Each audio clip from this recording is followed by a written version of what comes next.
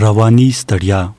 تاسو چې هر څه کار کوئ، که په کومه کارخانه کې کارګر یاست او که په کوم دفتري کار بوخت یاست، د ښوونځي ښوونکي یاست او که د اخبار ایډیټور او که په دکاندارۍ لګیا یئ، کله نه کله به ستړیا محسوسوئ. که رښتیا سره ووایو، دا یو عام شکایت دی. هغه خلک هم له ستړیا سر ټکوي چې له سره کار نه کوي.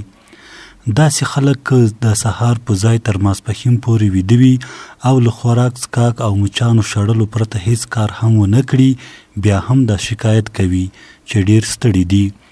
ځینې خلک هیڅ په هیڅ ستړي وي، سبب یې دا وي چې دوی ځان ستړی ګڼي. په حقیقت کې د دوی دا ستړیا چې دوی دومره ځوروي بدني یا د بدن د غړو ستړیا نه وي، بلکې دا دماغي یا رواني ستړیا وي. د دې تداوی هم د بدني ستړیا په پرتله ډیره اسانه ده، بس لږ غور او فکر ته اړتیا لري. د ستړیا له تداوی وړاندې باید په دې ځان وپوهوو او سبب یې پیدا کړو. که سبب یې پیدا کړو، بیا نور ستونزه نو په ډیره اسانۍ هواریږي. په لاندې مثالونو غور وکړئ. د جمعې ورځ وه، ستاسې رخصتي وه. د کور د یو شمېر غټو او کوچنیو کارونو کول مو په مخ کې دي. څو ځله د باندې ولاړئ. د کور لپاره مو د اړتیا ځینې شیان له بازار نه راونیول یا د خپلو خپلوانو کره ولاړئ. داسې احساس مو وکړ چې له څو ساعته منډو ترړو وروسته ښه ستړي یاست. فکر مو کاوه چې باید ولمبېږئ او لږ استراحت وکړئ. عین په دغه وخت کې مو د یو دوست پیغام درته ورسید چې د غرمې ډوډۍ ته یې میلمستیا ته بللی یاست، او په پیغام کې درته دا هم ویلي چې د ماخوستن د ډوډۍ له خوړلو وروسته به په ګډه فلم هم وګورو. دا دوست په تاسې ډیر ګران دی. تاسې هم غوښتل چې ورسره ووینئ، ځکه نو ستاسې ستړیا ورکیږي او په خوښۍ د دوست کره ځئ. له چای ډوډۍ وروسته له هغه سره په سیل وځئ او بیا د شپې تر ناوخته د فلم کتو ته کینئ. خو په دې ډول وخت کې یوه شیبه هم تاسې داسې احساس نه کوئ چې تاسې هغه څوک یاست چې له غرمې مخکې ډیر ستړي وئ. لږ فکر وکړئ، ستاسې هغه ستړیا څه شوه؟ په ښوونځي یا دفتر کې به مو ډیر ځله ستړیا محسوسه کړې وي.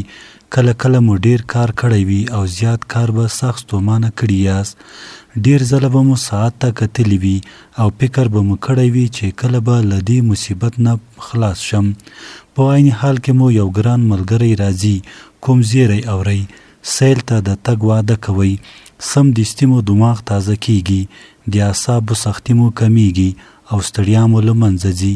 له دې مثالونو څه پایله ته لاسته راځي؟ دا چې که د پرله پسې او یو ډول بوختیا له امله د رامنځته کېدونکي ناخوښۍ په بهیر کې ناڅاپه څه بدلون، څه رنګارنګي راځي او تاسې یو ناڅاپه ځان تر او تازه محسوسوئ، نو پوه شئ چې تاسې ستړیا یوازې خیالي او رواني ده. رواني کارپوهان وایي بدني ستړیا هم تر ډیره رواني ده. نامتو انګریز لیکوال هربرټ این کیسن په دې لړ کې یو په زړه پورې مثال راوړي. دی لیکي چې یو هلک سهار وختي د کبانو د ښکار لپاره وځي. ټوله ورځ په ښکار پسې لالهاند وي. ماښام د ښکار پیټی هم کور ته راوړي او ستړی نه وي. خو که مور یې ورته د ډبرو د سکرو د راوړو ووایي، نو هلک له واره ستړی شي. ولې ستړی شي؟ ځکه ستړی شي چې د ډبرو د سکرو په راوړلو کې هیڅ راز دلچسپي نه لري. د دې برعکس د کبانو ښکار یې شوق دی او دغه شوق یې ستړیا ته نه پرېږدي. د ستړیا په هکله دا په یاد لرئ چې اصلي مرکز یې دماغ دی. دماغ په ټول بدن واکمن دی. څنګه چې دی فکر کوي کیږي، او څنګه چې د حالاتو او واقعاتو نه دماغ اخیستنه کوي، په نور بدن هم سمدستي اثر څرګندېږي.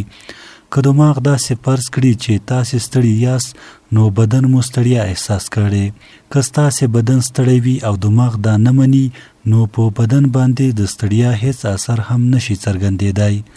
له ستړیا نه سر ټکوونکي ډیری داسې نارینه او ښځینه وي چې په ژوند کې له خپل مقام او موقف نه ډاډمن نه وي. د ژوند حالات یې ناسم وي او د خپلې خوښې په خلاف کار له پیل کولو وړاندې یې ډیر خوبونه او خیالونه لیدلی وو. له دې ارمانونو نه یو هم ونه خوت او د یو داسې کار په کولو مجبور شول چې د دوی له وړتیا او زده کړیز صلاحیت نه د ډېرې ټیټې کچې وو. د مثال په توګه یو ځوان له پوهنتون نه د لوړو زده کړو سند ترلاسه کړ. ده داسې ګمان کاوه چې ښه وظیفه به پیدا کړي، خو داسې ونه شوه. حالاتو اړویست چې په یو دفتر کې د عادي کاتب په توګه کار وکړي. که څه هم دی په یو څه کولو بوخت دی، خو یوه خوا یې معاش لږ دی او بله خوا یې د خپلو زده کړو په پرتله موقف او عزت په نشت حساب دی. په داسې حال کې چې د ده نور سیالان په لوړو پوسټونو کار کوي.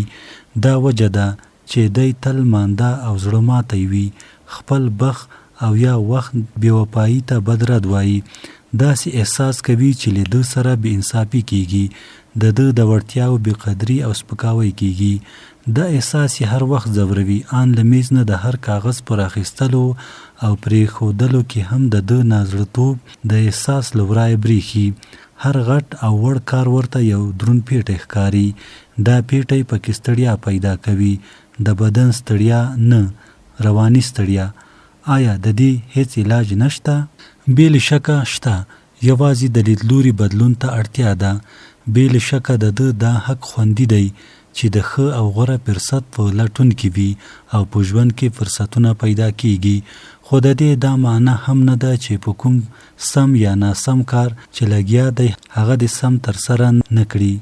دی په بیړنیز ډول له حالاتو سره روغه جوړه ولې نه کوي؟ خپل مسؤلیت په سمه توګه ولې نه ادا کوي؟